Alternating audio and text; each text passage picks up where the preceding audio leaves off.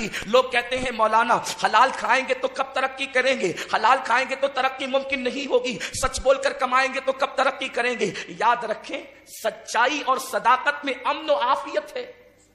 ترقی دھیرے سے ہوگی لیکن ہمیشہ کی ترقی ہوگی. ایک انسان نمازی بن جائے, روزے دار بن جائے, حاجی بن جائے, زکوٰۃ 1 روپے کی بجائے 1 کروڑ روپیہ نکالنے لگ جائے, وہ ساری عبادتیں کریں, لیکن اگر اس کے پاس رزق حلال نہیں ہے تو نہ اس کی نماز اس کو فائدہ دے گی, نہ اس کا روزہ اس کو فائدہ دے گا, نہ اس کا حج اس کو فائدہ دے گا, نہ اس کی زکوٰۃ نکالنا اس کو فائدہ دے گی. میرے پیارے آقا صلی اللہ علیہ وسلم کے پیارے دیوانوں, حرام مال سے زکوٰۃ نکالنے والے کے بارے میں سیدی اعلیٰ حضرت امام احمد رضا خان محدث بریلوی رحمۃ اللہ تعالی علیہ ارشاد فرماتے ہیں, حرام مال سے زکوٰۃ نکالنے کا مطلب یہ ہے کہ کسی ناپاک کپڑے کو پیشاب سے دھونا. کیا ناپاک کپڑے کو اگر کوئی پیشاب سے دھلے تو کیا وہ کپڑا کوئی پاک کر سکتا ہے؟ میرے پیارے آقا صلی اللہ علیہ وسلم کے پیارے دیوانوں, آپ اندازہ فرمائیں ہمارے پیٹ کے اندر جو لقمہ جاتا ہے وہ بڑا قیمتی ہے. آقا کریم صلی اللہ علیہ وسلم نے ارشاد فرمایا,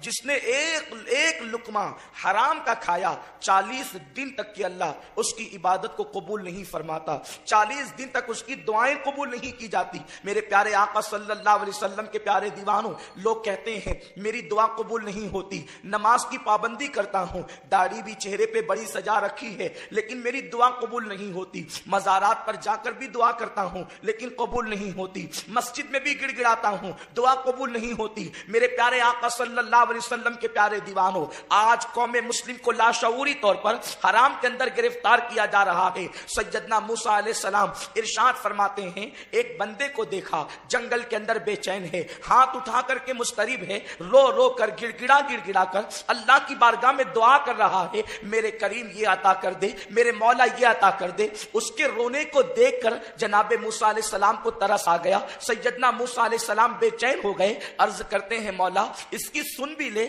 اس لیے کہ یہ کتنا رو رہا ہے, کتنا گڑ گڑا رہا ہے, کتنی آہوزاری کر رہا ہے. ارشاد ہوا موسیٰ اگر یہ روتے روتے دم توڑ دے, یہ آہوزاری کرتے کرتے مر جائے تب بھی اس کی دعا کو قبول نہیں کروں گا.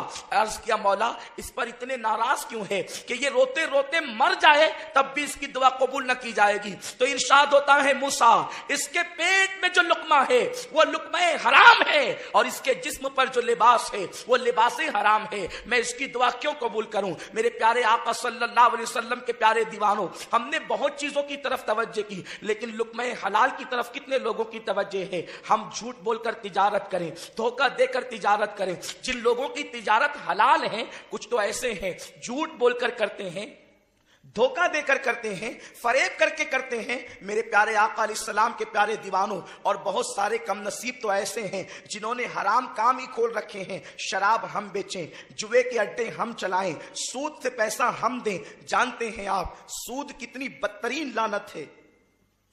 اللہ کے رسول صلی اللہ علیہ وسلم فرماتے ہیں اللہ نے یہ وعدہ کیا ہے وہ تجارت کو بڑھائے گا اور وہ سود کو ہلاک کرے گا.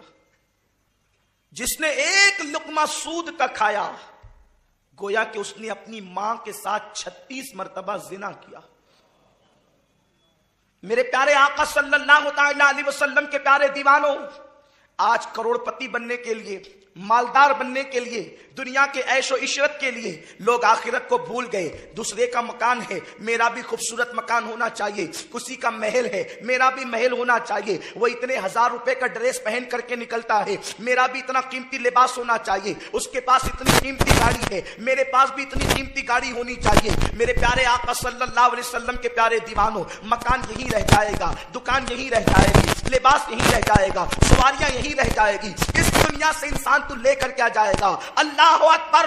دنیا کا وقت کا سکندر اعظم کہلانے والا آدھی سے زیادہ دنیا کو فتح کرتا ہے تو وہ ساتھ میں کچھ نہیں لے کر کے جاتا.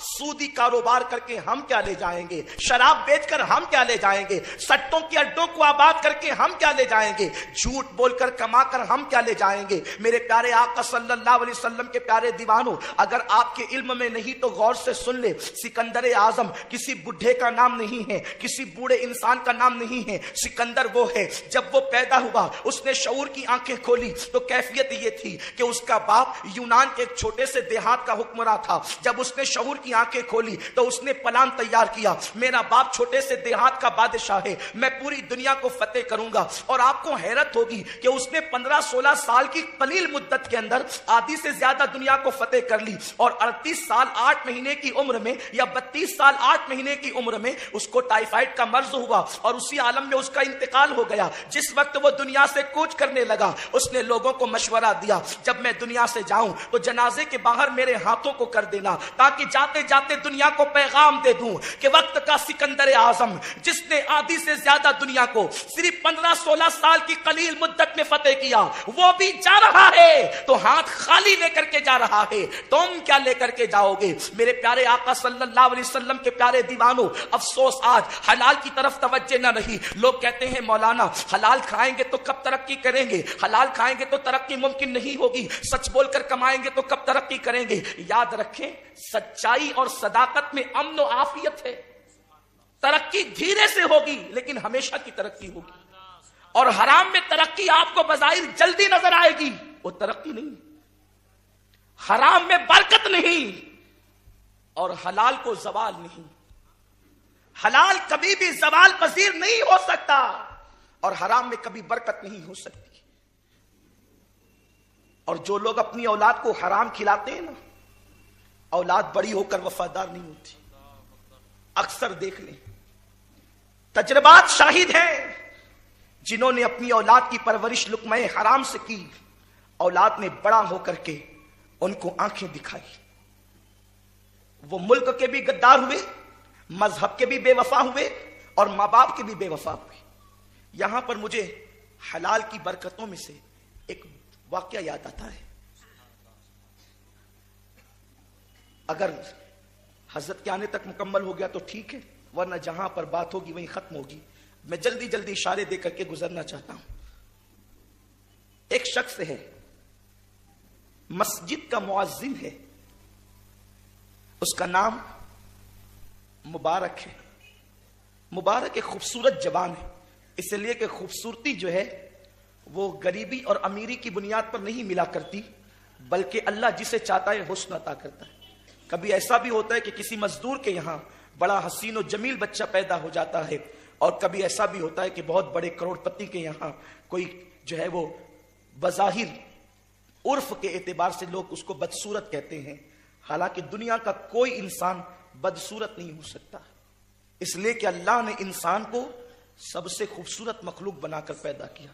رنگ کالا ہے تو کیا ہوا, ناک چھوٹی ہے تو کیا ہوا, آنکھ چھوٹی ہے تو کیا ہوا, لیکن اگر وہ انسان ہے تو وہ خوبصورت ہے.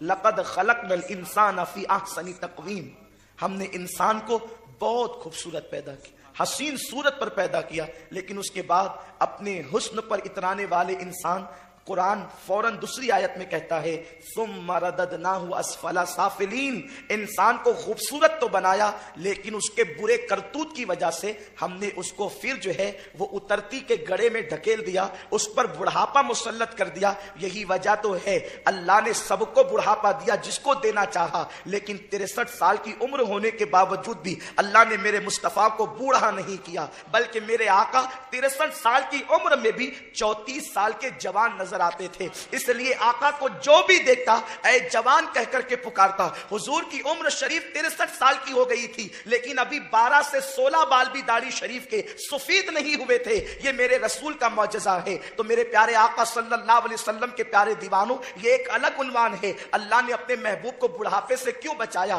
یہ ایک الگ عنوان ہے, پھر کبھی اس پر گفتگو ہو سکتی ہے. لیکن بات یہ چل رہی ہے اگر کوئی انسان ہے تو وہ خوبصورت ہے, اس لیے کہ اللہ فرماتا ہے لقد خلقنا الانسان فی احسن تقویم, ہم نے انسان کو اچھی صورت پر پیدا کیا. ایک مقام پر تو یہاں تک فرمایا کہ ہم نے آدم کو اپنی صورت پر پیدا کیا. میرے پیارے آقا صلی اللہ علیہ وسلم کے پیارے دیوانوں, مبارک ایک غریب گھرانے کا انسان ہے جس کے والدین بھی نہیں ہیں, جس کے قرابت دار غربت کی وجہ سے جس سے دامن چھڑاتے ہیں. آپ جانتے ہیں نا, جب انسان غربت کی چکی میں پستا ہے تو قریبی رشتہ دار بھی دامن چھڑاتے ہیں, اور جب کسی کے آنگن میں مالداری کا شجر لگتا ہے تو دور دور کے رشتہ دار بھی کہتے ہیں فلاں میرا رشتہ دار ہے، فلاں میرا رشتہ دار ہے. لوگوں کا حال یہی ہے، غربت سے لوگوں کو بو آتی ہے، غریبوں سے لوگوں کو بدبو آتی ہے. لوگ امیروں کو دور کی رشتہ داری ہو یا نہ ہو دل لگاتے ہیں، لیکن غریبوں کو قریب بھی نہیں بٹھانا چاہتے. لیکن یہ میرا رسول ہے، یہ آپ کے رسول ہے، جو دعا یوں کرتے ہیں، اے اللہ مجھے ظاہری حیات بھی غریبوں کے درمیان دینا، اور مجھے ممات بھی غریبوں کے درمیان دینا، اور میرا حشر بھی غریبوں کے درمیان فرمانا. اور آقا فرماتے ہیں مالداروں سے غریب لوگ 500 سال پہلے جنت میں داخل کیے جائیں.